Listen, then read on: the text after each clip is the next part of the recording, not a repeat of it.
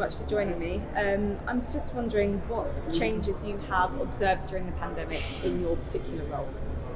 Well, I've had an interesting challenge in my particular role, having moved across from Switzerland to Montreal and actually picked up a new job and a new function at ACI during the pandemic. So that's been, for me personally, a big change. But I could say otherwise in terms of the changes within the scope of the activities which I cover for ACI, which range across from aviation safety through capacity management into facilitation, all the passenger activities, and off into security, landside activities, so on. Probably some of the most interesting changes that we're picking up on are the digitalization of the aviation industry and some of the new technologies which are coming on. We actually published a white paper on this in June last year, which picks up on, June this year, which picks up on a number of different technologies which were implemented by airport operators in response to the new challenges that we have with COVID. What do you think will be the biggest disruptor to the airport sector in terms of technology or perhaps trends? That's a good question. I think one of the biggest disruptors that we're going to be seeing, not tomorrow, but in the next few years, probably 5 to 10 years, are going to be what we're calling urban air mobility and a number of different types of let's say air taxis or vehicles which are going to be coming in and out of the airport environment. What we're seeing is there's 3 different categories, right? There's the ones that are going to be flown by pilots, so you'll still have somebody on board. There's the ones that are going to be remotely piloted, so the pilot will be off in Honolulu with a joystick, for example. And there's the third category who are going to be the fully automated ones. Obviously, fully automated is going to take a little bit more time. They won't be coming into operation immediately. But for us as airport operators, there are some challenges that we have to foresee in terms of accommodating these types of traffic, in terms of capacity, in terms of how they're actually integrated with the regular scheduled traffic, in terms of even the demand that we would have, or that they would have, in terms of electric supply for charging. A lot of them are moving towards electricity. And so these are some of the things we're currently looking at in that particular space. Maybe another area, if I can just add to that, is the aircraft propulsed by new fuel types. And one of the areas we've been looking at a lot this year and working with Airbus in particular on is hydrogen and the integration of hydrogen-powered aircraft into the airdrome environment. We actually have a panel session on that later this afternoon, which will be covering the topic. Capacity issues were an issue for airports pre-COVID. I'd probably say that was a good problem to have rather than a bad one. But how prepared are airports for the restart of global travel, where they may have shut down terminals and also let go of staff? Like Deborah, for example, she said that with her current infrastructure and her staff, if she got 2019 levels of passengers right now, the time spent in the airport would go from like 1.5 hours to 8 hours per person. So what is your view on that? I'd say it'd be really good for shopping, but no, that's not the real answer. But well, airport capacity has been a challenge that we've been looking at. So through, as you said, through 2018, 17, 18, 19, some regions of the world were completely under capacity and the demand was just way too high. We ended up with huge amounts of congestion.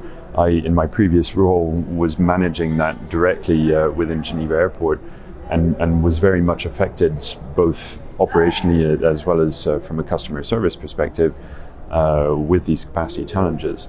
The challenge that we now have with COVID is that the requirements for the travel have changed. In essence, more documentation, less, we're talking about touchless sort of travel with all these documents that you need to either show on your phone or paper forms. It just adds an extra level of burden, extra level of complexity to where we're trying to go.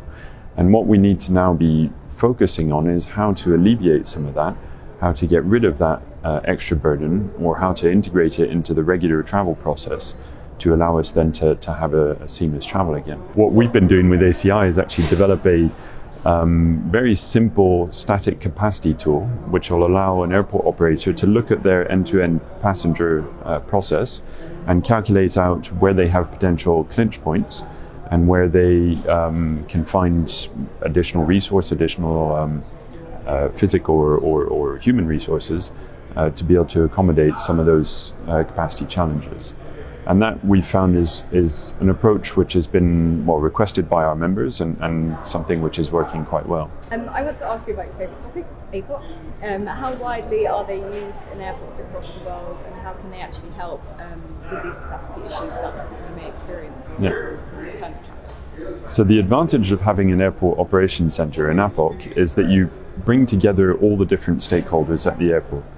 And so bringing together all the different stakeholders, you can manage all those different operational challenges that you may be faced with. You can deal with capacity constraints. You can anticipate the different issues which are likely to happen throughout the day. So starting with your daily operations plan and having that coordinated across the different stakeholders and evolving as it goes on, and just making those little adjustments which are needed in anticipation of the challenges that you're going to have, whether they're from a weather perspective, whether it's delays on routes, whether it's an aircraft that goes tech.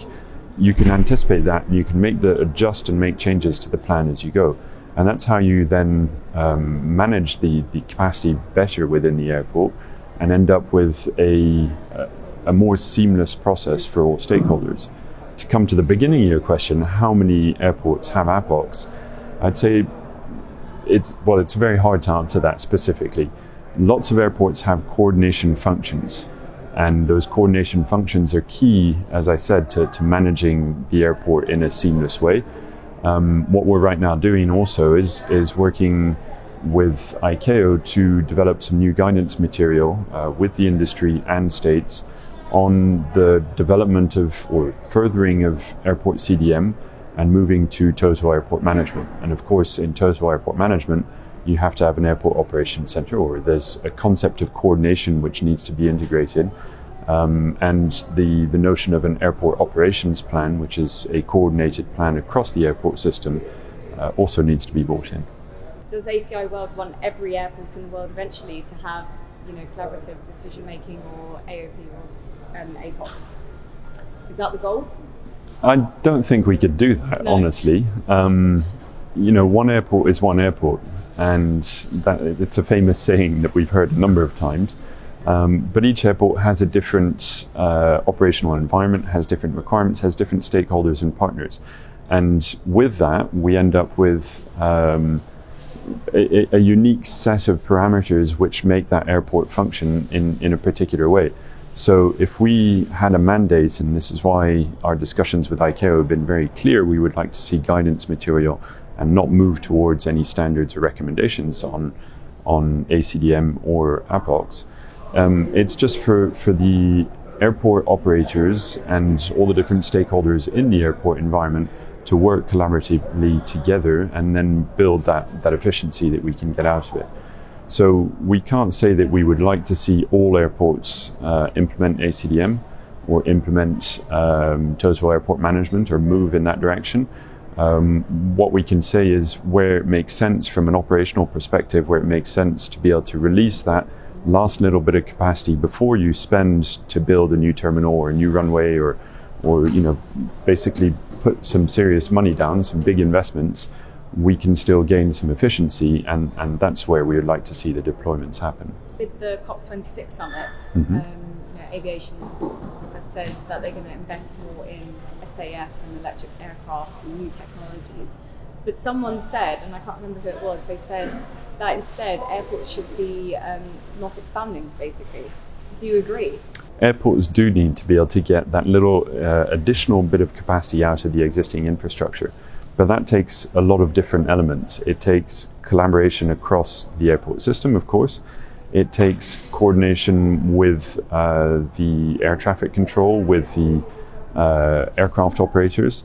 And it also takes an engagement from the state in some cases, who, for example, use military airspace around and above airports, which then is not allowing civil aircraft to come through and therefore limits the capacity coming into the airport. And so these types of, let's say, structural changes to the airspace, to the operational management within the airport need to take place and will actually be one of those, let's say, somewhat quick wins to help us move towards a more sustainable airport environment. And as I said earlier, allow us to not necessarily have to make major investments in costly infrastructure before we start managing and releasing that additional little bit of capacity. It's of course not something which can be done everywhere, and every regulatory environment, judicial environment has its own challenges and its own ways of dealing with this. But it's definitely something which makes a lot of sense in terms of building a more sustainable aviation environment. What lasting impact will the COVID pandemic have on security and safety?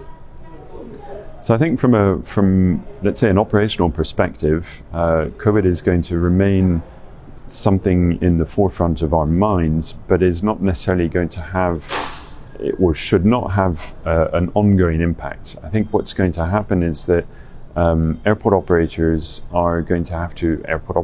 the aviation system are going to have to adapt to future pandemics, future types of events which may occur. And we're actually working right now with IATA on the new version of the Airport Development Reference Manual, the ADRM, and have built into that a chapter on what we're calling healthy buildings. And so, thinking about how we can create a healthier environment for passengers, for the customers of the airports, for the customers of the airlines, to ensure that we have a safe and secure environment in which everybody can travel is really the end game, I would say. In my view, COVID has been sort of something which starts that process, but is a longer term process which is going to have to be sustained. I guess being in Cancun in Mexico, we should talk about the actual region of Latin America and the Caribbean, and talk about what ACI World is doing to try and help aid the recovery of these specific airports in this region. Mm-hmm.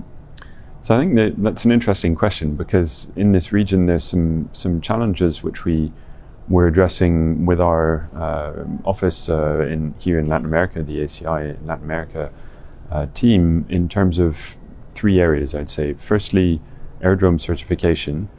Secondly, the deployment of safety management systems and making sure that airports, through the certification process, do develop a safety management system which is commensurate to the size and the type of their operation. And then thirdly, helping airports be more resilient in when they're affected by major events. And if we think about the Caribbean here, the changing weather we've had over the last few days here in Cancun, you get very strong storms, you get hurricanes, and unfortunately earthquakes, and even, if I'm not mistaken, there's some volcanic activity in this region, which has a direct effect on airports. So these three areas are really key areas of focus. We're working with the team here in Latin America to try and solve and try and improve for the airport operators and for the aviation environment. And what is your vision for the future in your role? Are you positive for 2022? Well, I'm always a positive person. I have a positive outlook on life, so it's an easy question, yes. But I think, a little more specifically, some of the challenges we're looking at for 2022 are going along how we can support our members and create, let's say, a vision of the future across the airport environment. And determine, or help ACI members determine the pathway that we need to take to be more sustainable within the aviation environment, to face some of the future challenges that we may have with other pandemics, other health situations, or other major crises that we can see across the landscape, and to keep driving forwards technology and innovation across the aviation space. It's one of the industries which strives and tries to innovate as much as possible, and sometimes having a little additional assistance and little push is a good way to go. So these are some of the areas that we're obviously focusing on. Absolutely. That was my last question. So thank you very Excellent. much for your Very time. good. Yeah, pleasure.